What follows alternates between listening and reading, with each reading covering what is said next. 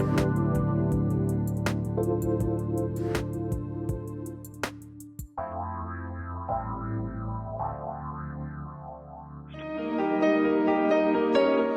to the Dr. Pat Show. Talk radio to thrive by. Powerful, inspiring, and coming to you live, bringing you stories of people like you and me, busting through and living life full out. Get ready to dare to wonder what your life would be like if you knew you could not fail.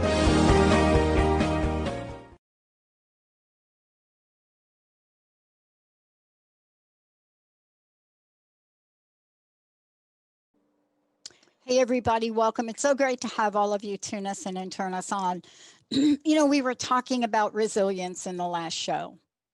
And it's one thing to talk about resilience. It's another thing to live it day by day. I read a book recently, and I asked if Norman could join us here today, Norman McCombs, because when I read through his book, and then I started to look at the life of somebody so dedicated and committed to not just understanding the power of resilience, but understanding what it means to be that person that stands up, to be that person that moves forward, to be that person that could write about the most extraordinary journey, the most incredible and painful moments of a life, and come out on the other side as you watch him standing outside the East Wing of the White House before receiving the National Medal of Technology from President Obama. And so this is it. This is it.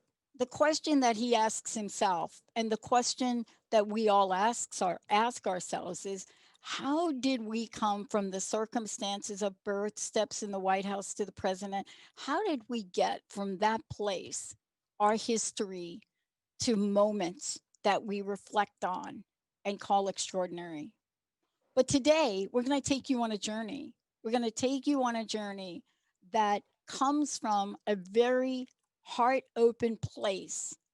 And yet it begins with a conversation about what it means to connect with our lineage, what it means to understand what depression really is, what it means to go through life and just watch and lose those close to us. But this is more than any of that.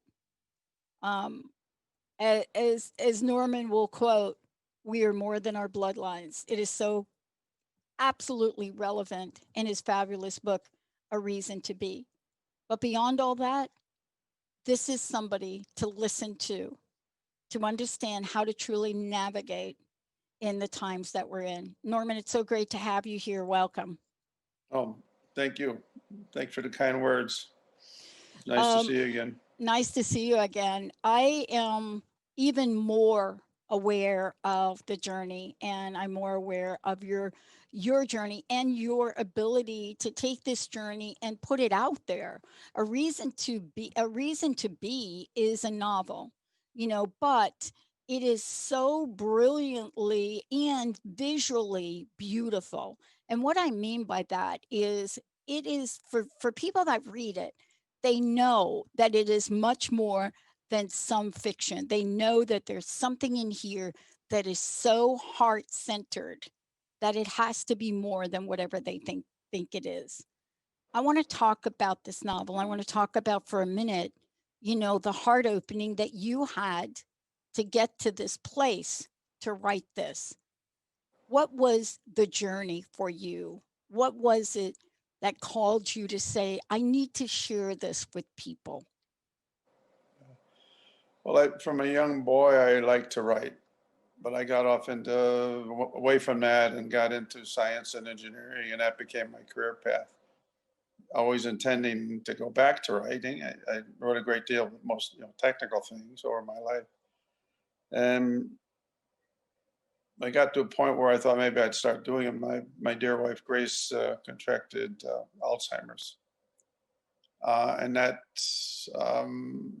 I wouldn't admit it. I spent years as a solo caregiver. And I felt that there had to be an answer. And I kept searching. And when I found out finally came to terms with it that it just wasn't going to happen, I went into deep depression. And it was very, so at that point, it became hard. My reason to be during those first few years was grace. I gave up virtually everything. Mm. And when I when I gave up hope, then it sent me into depression. And I got up every morning, I cared for her. And as I gradually saw her slip away from me, I went into deeper and deeper depression. But I wouldn't ask for help. I didn't want to admit it.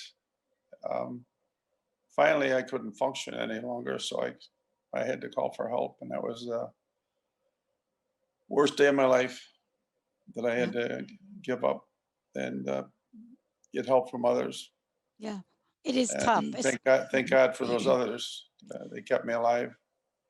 Yeah, I was just going to ask you about that because there are moments that we get to where we cross, right? There's a crossroads we get to where most of us that have been so independent in our lives, we've always been able to get through many things. You're highly successful out in the world.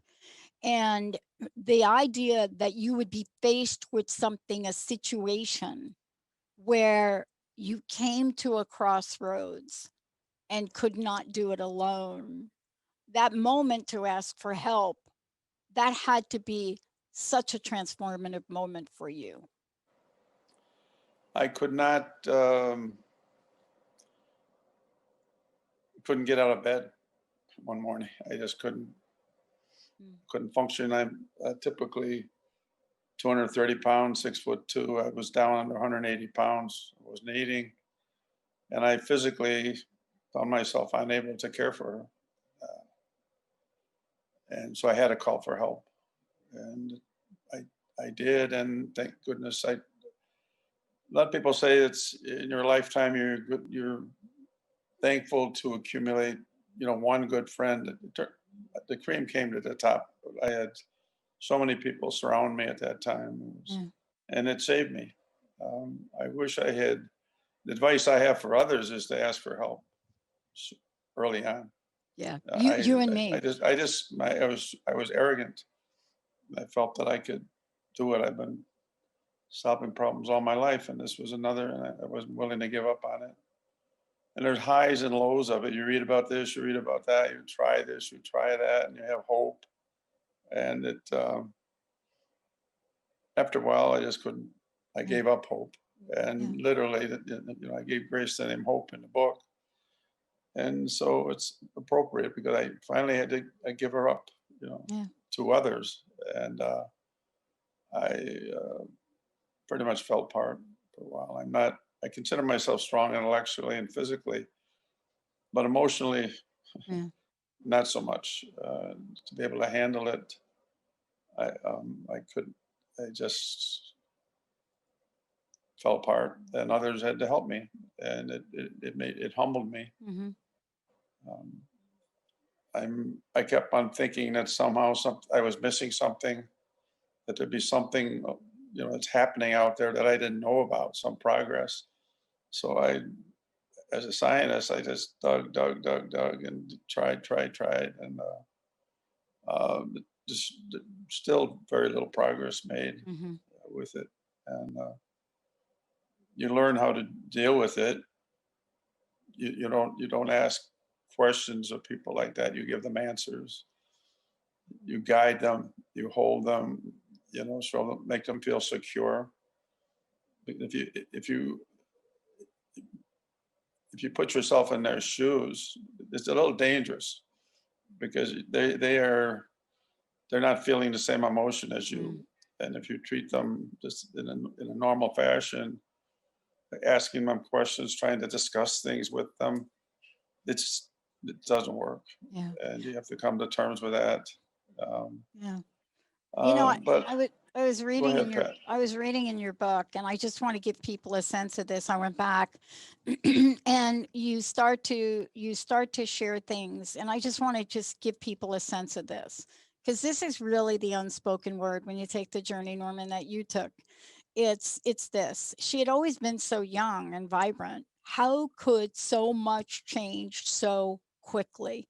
How could everything they had together have simply slipped away into the ether?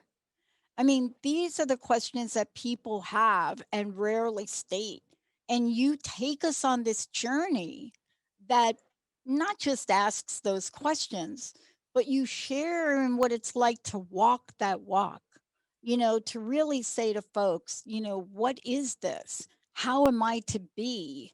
I'm a technological genius, but how am I to be? And I want to ask you, as you reflect on this, and especially in writing the novel, right?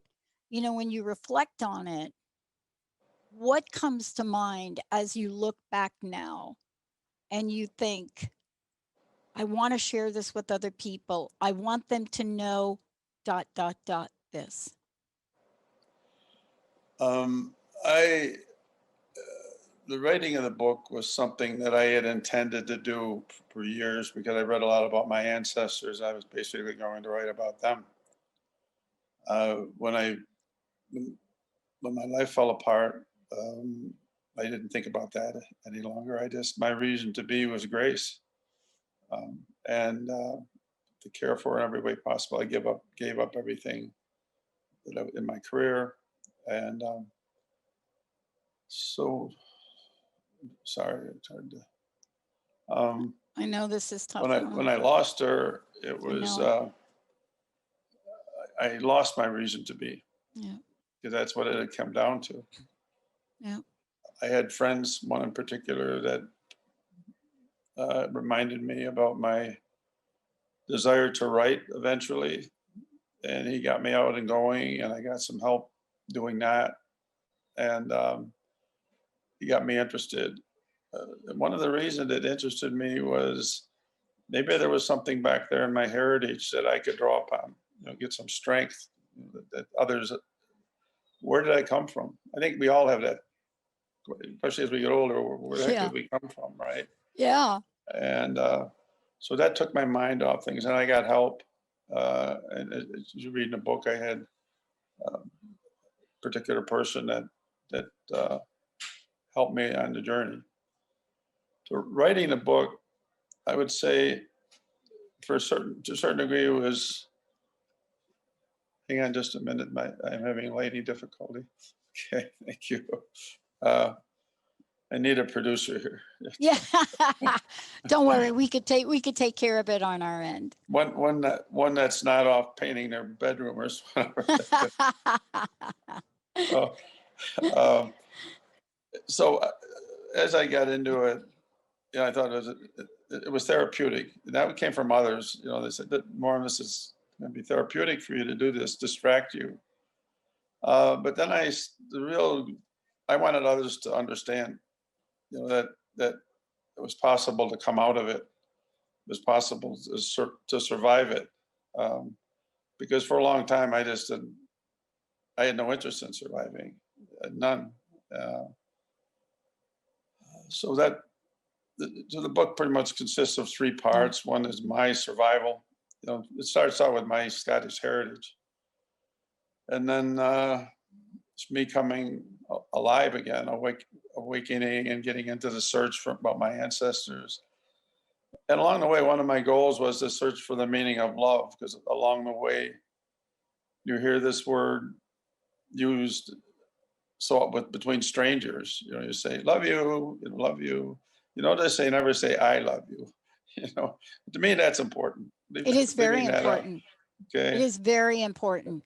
And people throw that word around. And one of the things I wanted to do, and I attempted to do, from a scientist point of view, is sort of define love.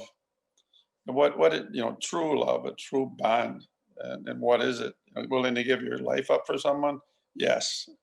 Okay. Um, is it? I don't mean just emotionally, but physically to give yourself up. So that kind of love, I think, is a form of energy. Second law of thermodynamics. You can't destroy energy. I think of it as a form of energy. It never goes away.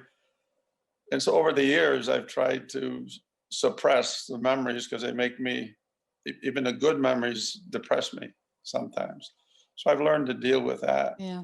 Not completely. I don't think Pat, I don't think you're meant to forget it.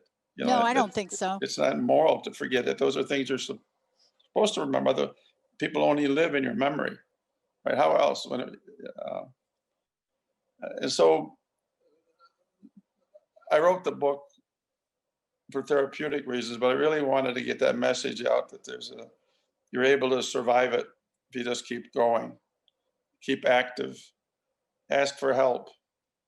Uh, I never, I have never gone to a support group or anything like that, but I believe that probably would be helpful. I'm sort of a Ayn Rand kind of guy, independent, thinking I can handle everything. But I ran into a brick wall in this one. Mm. I mentor a lot of young people, and I was telling them, if you run into a stone wall, either knock it down or go around it. And I like it's not possible in a situation like this. No, it's not. You have to you absorb it, Yep. and hopefully your character can carry you on, and you'll survive it and not take the easy way out. But Yeah. Norman, and one I'm of not a the, drink. I don't drink. I yeah, don't take drugs. Okay. yeah, right, me either. Yeah. And that really means that for me, when I think about this, you're facing this heart to heart, mind to mind, love to love. And I want to just make sure everybody knows first of all, for those of you, the book that we're talking about, and certainly if you're on Facebook, you're going to see images of the cover as a reason to be. It is a novel, but it's much more than that. And I will say that. I mean, as reading this now several times, you are clearly immersed, not just in the landscape of things, but in the emotional ride of things. So when Norman talks to you about love has a way of surprising you, you don't just read it, you feel it. That's what's so beautiful about this. And if you want to find out more about Norman, you can go to Norman's website. You can go to normanmccombs.com. That's MCCOMBS.com. Norman, in reading this again, I know these interviews are so short, but I am struck by every aspect of the energy of love throughout the book. Whether you're talking to us, and I love the fact that you went back and looked at your ancestry. I love that. It's a beautifully written book, but there is an energy and a thread of love in everything you wrote here. How did this experience crack open your heart? Very difficult question. It's a very slow process. Um, you, it's a trite saying, but it's day by day survival. You have to remember to drink. You have to remember to eat. You have to remember to bathe. You just don't. Nothing. Everything becomes trivial, Pat. Yep. I used to be highly claustrophobic, and once I went through all this, I'm not claustrophobic anymore. These neuroses that people have, I'm not belittling them, but in the end, they become trivial things when you're really faced with clinical depression, and you're faced with the loss of a loved one that you see, leaving you slowly, day by day. So everything becomes trivial, and so I've changed in that regard. Um, it's and I give that advice as often as I can. That people don't worry about the trivial things in life. Sort them out. Um, get to the things that mean something, and that's typically other human beings that are in your life. Mm. If you truly love them, show that you love them. Not just use to throw the words at them, but do things that make them happy. Don't People get in this habit of pushing the wrong buttons, that they know going to antagonize another human being, but push the right buttons. Don't head in a direction of conflict. Be sensitive to the feelings of others, um, and that goes not just in marriage, but in any relationship. To me, um, I was always a fast mover, and I like to think always fair. But I was very goal oriented, and, Grace and I didn't have children, so it made life. Well, I regret that deeply. It made life easier for us because we could do anything we wanted. We could go anywhere we wanted and take advantage of opportunities, not only for pleasure in travel, but also in business. So we were very, very deeply involved with one another, uh, but we were very different. She thought I should be, instead of wasting my time in science, I was supposed to be a writer and a sculptor. I'll make money at that. It's still hobbies of mine, but um, the writing part of it is a new thing for me. And Well, I've it doesn't found seem that, new. It doesn't yeah, seem new. I mean, the way you've scripted this book, this is beautiful. You know, Norman, one of the things was I came across a picture of you and Grace. And it was at the Buffalo Alum magazine, right? it was University of university, but yeah, I think the one you're referring to is on, it's on YouTube. If people want to just go to Norman McCombs on YouTube, they'll see it. mm-hmm. There's the bit they did about me for the White House, and in that there's a photo of Grace and I Sitting standing. on the bench. There's one at We're the, sitting on a bench, but and you're also, kissing her hand. yeah, That's the one I'm talking about. yeah. There Because, are others. I did a sculpture of her. oh, University of Buffalo. mm-hmm, They wanted to name a particular part of the property mm, after me, and hmm, it was a plaza garden, big garden area that yeah, joined all of the engineering buildings. I thought it'd be appropriate for it to be named after me, and I I don't like that. I don't like being a mm, billboard. yeah. But I said it's okay, but you can name it Grace Plaza, There you go. and they little bit of conflict about that. So Well, tell him to certain call things, me. but Yeah. they allowed it, and so it's called Grace Plaza. Mm-hmm. And then I said, well, I want to have a bust of her there, and so they finally allowed that too. Just usually just allow busts of old dead generals and the like. But there's a little in Grace Plaza. There's a bust of her, a beautiful piece of granite. Uh, just her name on it, and the words, my love, my life, my inspiration. And that's it. And Mm. so that's, um, unfortunately, right now I can't go back there. No, I know. Not that I really, I'm drawn by it because I love Western New York. I love the greenery. I'm in the desert right now. I don't know if I'll ever accommodate to this, but I miss the springtime. I miss the fall in Western New York. And first place I had when I go there is over to the University of Buffalo. Mm. So UB has meant a lot in my life, and now I'm out in Henderson, in Nevada, and I've become involved with University of Nevada in Las Vegas, and Mm-hmm. they've they sort of absorbed me as part of their family, and I'm very grateful that too. It keeps me active with young people. I really love to mentor young people. I know, I'm with you on that. Norman, I can't thank you enough. I've posted this picture now because I really do believe that you represent every aspect of the energy of love. And I want to thank you for coming back for this follow-up interview. Thank you so much for today. And I've sent people over to your website to follow your journey, as well as Amazon to get the book. Thank you so much for coming back. Thank Well, you. thank you, Pat, for having me. I really appreciate it, and it's so Mhm. great to speak to someone like you that understands, that Mm. gets it. If you know what I mean. People have to. It's something you're trying to get across to people, and you Mm. get it. So I greatly appreciate that. Thank you for having me I back. even read it after reading the book again. I even got it more of it when I found this picture. I just cried. Oh, Thank you, Norman. Let's yeah. take a short break, everybody. We'll be right back.